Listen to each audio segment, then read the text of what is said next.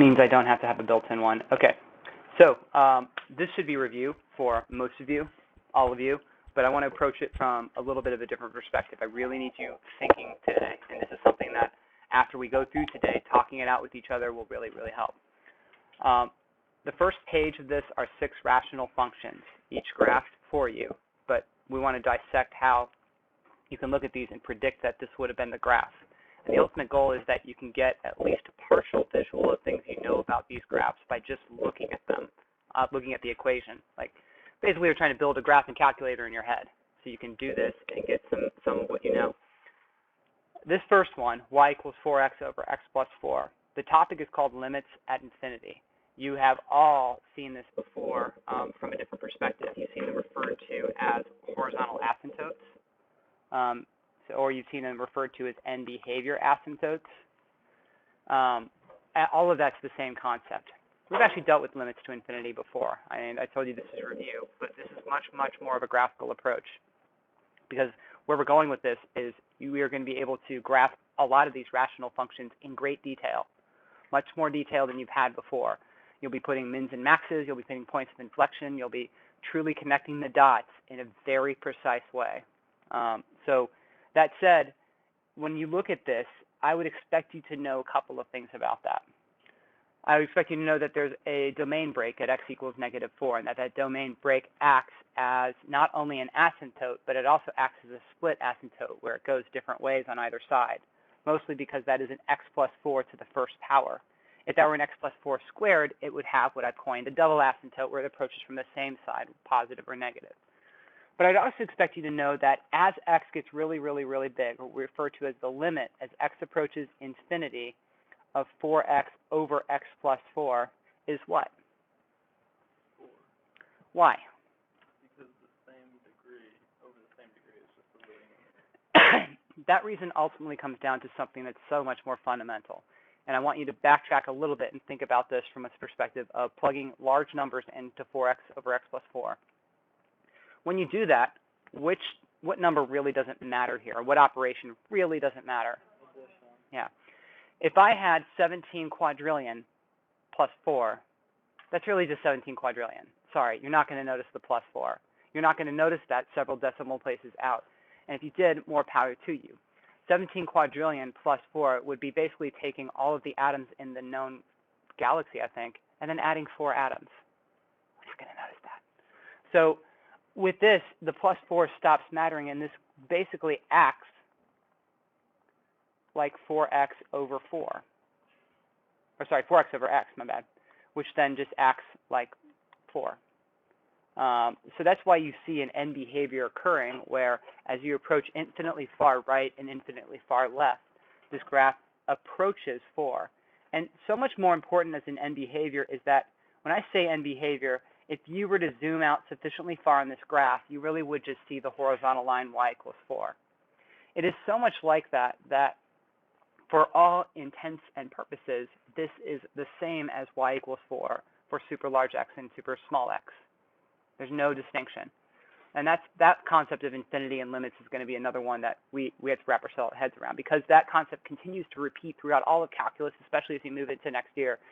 So much that my seniors just finished another test where they dealt with even more of these same limits, which keep recurring. So this is crucial.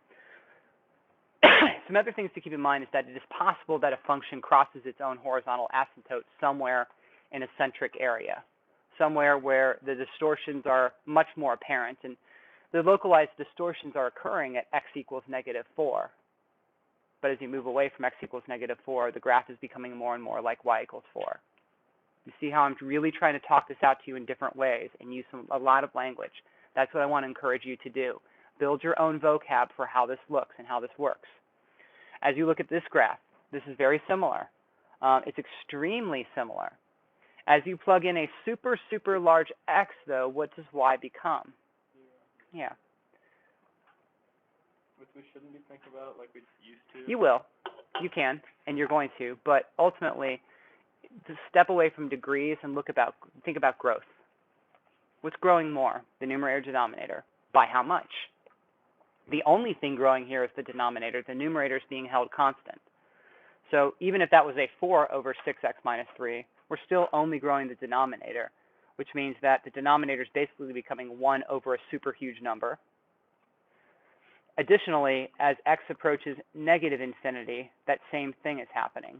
You're just becoming 1 over a super large negative number, which gives you negative 0, which is, well, still 0. Now, I say that because there is a small distinction between positive 0 and negative 0. And you kind of like, what? Well, there's also a distinction between positive infinity and negative infinity. I'm going to put a little plus here, a very, very teensy tiny one, just to have for fun, and then a negative 0. Because as you look at the graph on the right side, as you approach 0 on the right, you are approaching 0 from the right. You're getting positive, but you're approaching 0. And here, you're approaching 0 from negative numbers, from negative y values. You're just getting more and more close to 0. But it's still a y equals 0 asymptote. True or false? A graph can cross a horizontal asymptote. Just in general, any graph can. That is true. True or false? A graph can cross a vertical asymptote. That's false. Vertical asymptotes are domain breaks. You cross a vertical asymptote, you divide by 0, you end the universe. You cross a horizontal asymptote, it's all good as long as you're crossing somewhere in the middle. You won't really cross at the ends. That's what defines end behavior. This example just has one that has 2 asymptotes, but ultimately it's the same idea as the one right above it. The limit as x approaches infinity of 1 over, 3 over x squared minus 5. I want you to think again in terms of numbers that don't matter. The times 3 and the minus 5 aren't mattering a whole lot. You're growing the denominator so much more substantially than the numerator, which means that limit is 0, which gives you an end behavior of y equals 0. In the middle of the graph, it's not really approaching 0 at all. Even this portion here doesn't really approach 0. As we get more clever about these graphs, you'll see that the graph is an even function because the only exponent on x is an even number. And even functions are symmetrical about the y-axis. You'll be able to use that to help graph. You will be able to take a first derivative and see that there is a local max here. You'll be able to see that this graph is concave up in 2 places and concave down in 1 place. There are no points of inflection. There will be changes in concavity about the 2 asymptotes, but those will not be points of inflection because they will be excluded from the graph's domain. Do you see how I'm still trying to use all these words, these very, very good words? Yes, Carly? Somewhat irrelevant, but there was a question on the multiple choice that had like the one of those asymptotes. And it said that it was wrong because that was concave up, but I see like a very similar situation. I'll check it. We'll check it when we get back to it. Remind me. We'll have a little bit of time. Okay, flip over to the back. During period 1, and if I had this video recorded from, period 2, if I had this video recorded from period 2, you'd have heard the moment where it happened. I came up with another word, like that I'm just going to use from here on out. This is a very technical word for what's happening right here. It's what happens when you divide by something that doesn't create a domain restriction. It creates what I'm going to call, and I hope that books don't have this because I want to take credit for this. We're going to call this a blip. Oh, yes, blip. Also, cusp was one that Mr. Keelingham and I came up with, too. When we use that too. I love that word, but it's like so simple. So we're going to call this a blip. A blip occurs where, as you are more centric, or basically as you're moving more towards x equals 0, the effects of the +7 are much more apparent.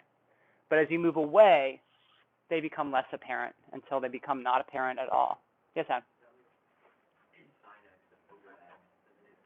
Sin x over x does have a blip, but that's a little bit more oscillating. And so that's a little bit more predictable. Worry not, skip ahead about 2 or 3 pages and see what's on this. Sin x over x returns. But this blip, doesn't really affect the end behavior. The limit as x approaches infinity of 7 over x squared plus 7 is still 0.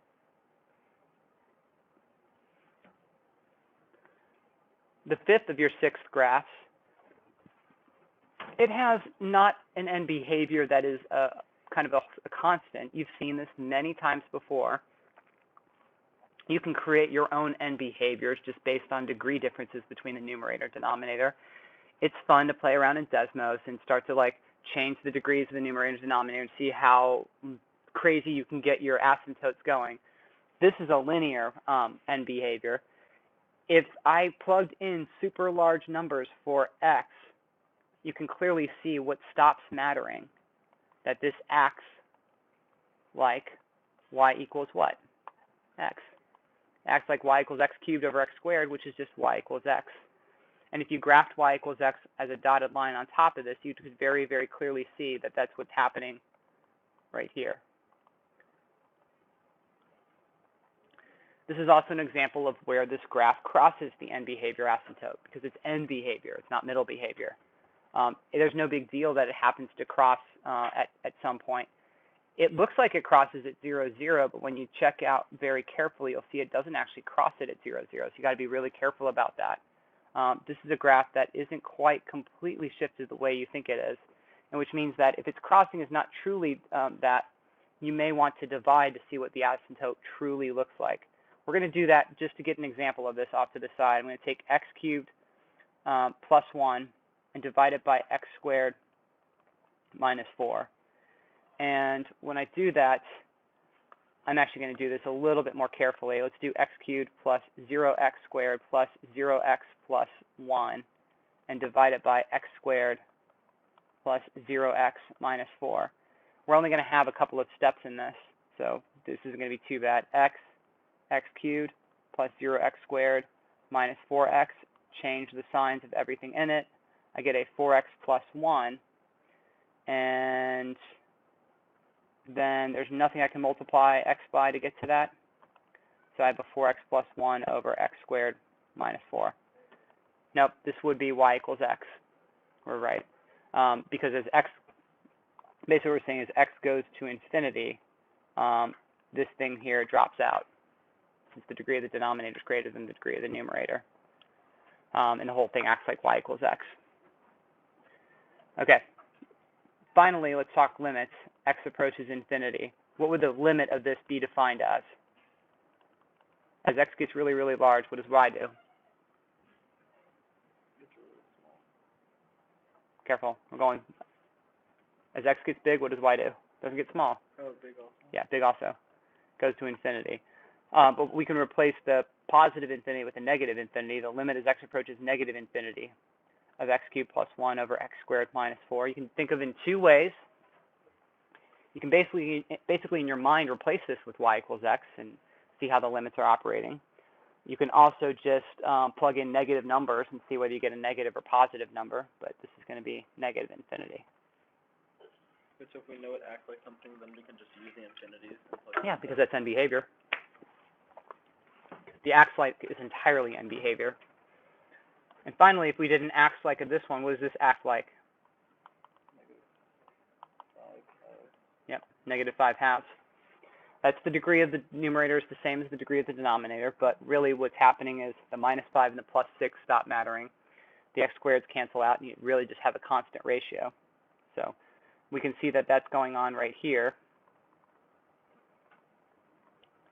and that the limit as x approaches infinity of -5x squared minus 5 over 2x squared plus 6 is -5 over 2, despite the blip that's in the middle. I want that to catch on. I shouldn't say I want that to catch on, because then you'll do everything in your power to make sure it doesn't. Okay, guidelines. Let's summarize things that you already know. Degrees equal mean ratio of leading coefficients.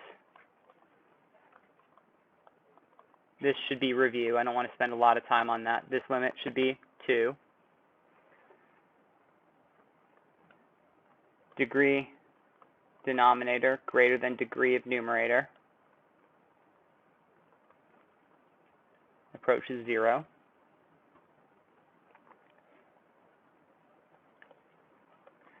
This is degrees equal again. So that's another ratio of leading coefficients. And this is degree of numerator equaling degree of denominator. So when degree of numerator is greater than the degree of the denominator, then we are talking plus or minus infinity. You should be clear about which of the two it is. Here, when I plug in positive infinity, I'm going to get positive infinity. Do you see that if it's approaching negative infinity on this one, if I did the limit as x approaches negative infinity, what would happen here?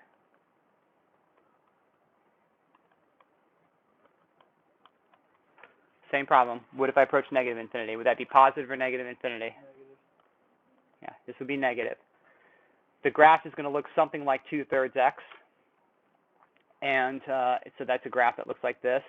And also, if I plug in a super large negative number, the numerator would be negative, the denominator would be positive. So I get a negative over a positive. You can do a little pseudo sign test with it. Okay. This next set does deal more extensively with negative infinity. In fact, 5 and 6 are the same problem. But I want to focus a little bit on this part here.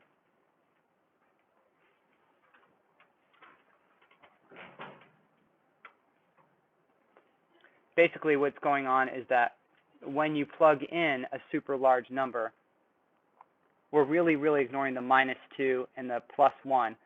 So this kind of acts like a 3x over a √2 times an x.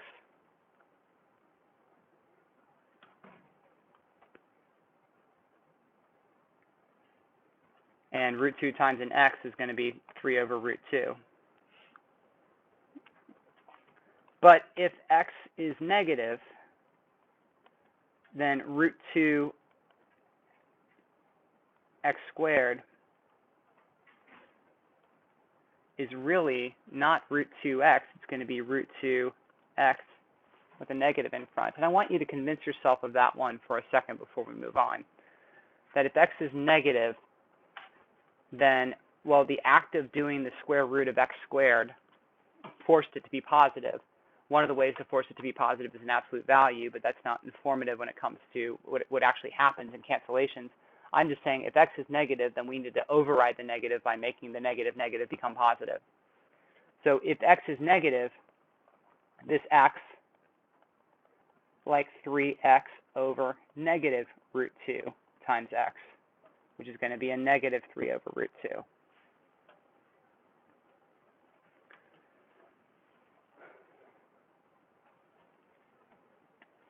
Another way to keep that straight, whether it's positive or negative, is just to plug in super large positive numbers and super large negative numbers. The denominators of both are going to be positive, but the numerators will change depending on whether the sign is positive or negative. So, okay. Moving on. Number 7 is just sort of a summary. The limit as x approaches infinity of 1 over x. This is an infinity one. Plug in super infinity, you get 0. I want to talk about number 8. What's going on with it? When you plug in a very, very, very large number, what's this doing? What's the 3x doing when x is really big? Yeah, it's getting really, really, really big. What's the sign of x doing? Between 1 and -1. How much effect do you think oscillation between 1 and -1 adding happens when you're talking about adding it to 17 quadrillion? None at all. This is not a multiplicative effect. This is an addition effect. This is where don't think so much about rules so much as you're just thinking the process through. Sign is going to be between -1 and 1. Adding between -1 and 1 is like adding a single atom or subtracting an atom from the entire totality of the universe. You're not going to notice it. What do you think this limit becomes? 0. Because the denominator is still growing substantially. I didn't do this in period 2, but I'm going to do this for you. I want to give you sort of a little ranking on how things grow so that you kind of have a set going forward that a constant is going to be less growing than 2x. We'll kind of do this little like less than means substantially less than for large values of x. That's very much less than x squared, which is very, very much less than 2 to the x. 2 to the x grows faster, which is less than the largest operation we will encounter is actually that one. The factorial is the largest. Think about, this should make sense to you from a standpoint of 2 to the x is 2 times 2 times 2 times 2 times 2. X factorial is 2 times 3 times 4 times 5 times 6 times 7 times 8. So the number that you're multiplying by is also growing. That's why the factorial is the largest. We'll deal with that ranking later, and you'll be proving that substantially. You won't just use that chart at all. You'll always have some sort of way to prove the relationships. Okay, this is also review, and I bring this up again. This is the last time we're presenting this formally in class before you're now truly expected to know this. There is a hole on the graph of sine x over x, and for us to really nail down what the graph of sine x over x is, I want to exaggerate like crazy on this, because I'm going to graph y equals 1 over x, I'm going to graph y equals negative 1 over x, and then I'm going to graph y equals the sine of x over x. So here's y equals 1 over x.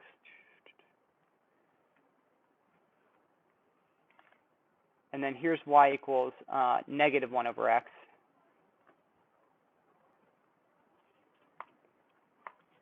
And y equals sine x over x has a hole at 1, and then it goes and it meets all this. And it does the same thing on either side. This is a relatively common graph that hits. I know. It's exaggerated too, kind of the way I drew it. And I need to draw it symmetrical because it is definitely an even function, but whatever. So the limit as x approaches 0 of sine x over x is 1. We'll prove that in the coming days as well. You can see that as you get infinitely close to 0 on both sides, but that's 1. That is different from the limit as x approaches infinity of sine of x over x. And I need to present this because people would start to memorize these in the wrong way and really confuse what's happening here. The limit as x approaches infinity of sine x over x, what does that look like on this graph over to the right? 0. It looks like 0, and you can prove this by the theorem we talked about a few times, where I know that sine of x is always less than or equal to 1 and always greater than or equal to negative 1. And if I divide all three of these by numbers that are positive, which I can be sure that x is positive since I'm doing a limit as x approaches infinity, so there's no way x is negative, that relationship holds. Well, if I do that limit, this goes to 0, this goes to 0, so what's in between 0 and 0? 0, which means that the sine x, this is called the squeeze or the sandwich theorem. And it's really, really very much applies to sine x over x.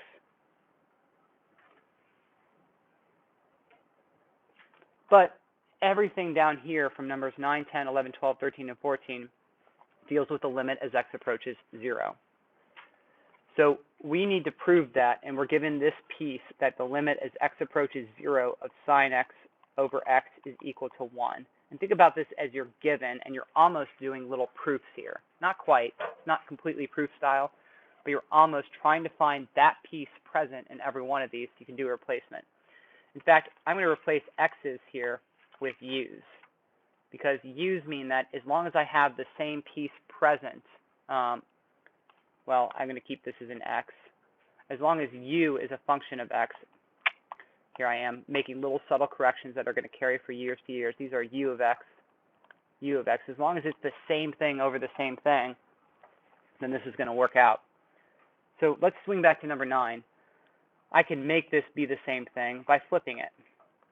Sine x over x, and then raising the flipped 1 to the negative 1. Now, the thing inside is going to become 1. And what's 1 to the negative 1? I thought sine x over x. Oh, but it's going to 0. It's going to 0. It's not going to infinity. Number 10, I can do about the same thing. I'm going to flip it. So I have tangent of x over x. But what do I want to do with tangent to sine over cosine? Sine x over x, and I'm going to pull the cosine out and move it over, because now I have my sine x over x piece. Sine x over x is 1, the cosine of 0 is 1, and 1 times 1 to the negative 1 is 1.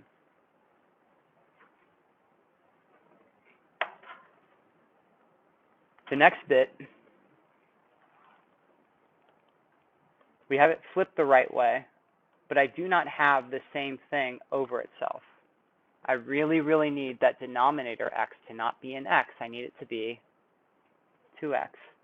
So I'm going to make it 2x. To make up for the fact that I divided by a 2, I'm also going to multiply by a 2. And I'm actually going to move it, put it there, because it doesn't matter where it is. It's just a way to group these together so that now I have the sign of a quantity over that same quantity. The growth rates are the same. This is really about growth rates. And I get 2 times 1, or 2. So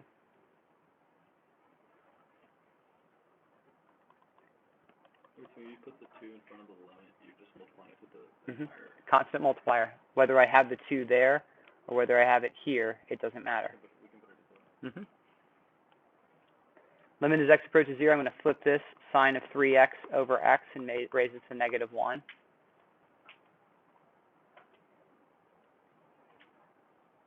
And in this case, I'm just going to do a 3 here, but I'm just going to put the 3 there. Because really, that 3 to the negative 1 is not a 3 to the negative 1. Well, it is a 3 to the negative 1, right? This is actually going to be the same as the limit as x approaches 0 of we can pull the 3 to the negative 1 out and have that be the sine of 3x over 3x. So the whole thing just becomes 1/9, or 1/3, my bad. Could you just tell that from the... You can. I'm just really trying to prove it. Micro steps, baby steps. 13, what's your instinct say? 1. Let's prove it. Limit as x approaches 0. This becomes the sine of 2x over 2x times 1 over the cosine of 2x. You have the sine of something over the same something, so that's 1. Cosine of 2 times 0 is cosine of 0, and that's 1. This is 1.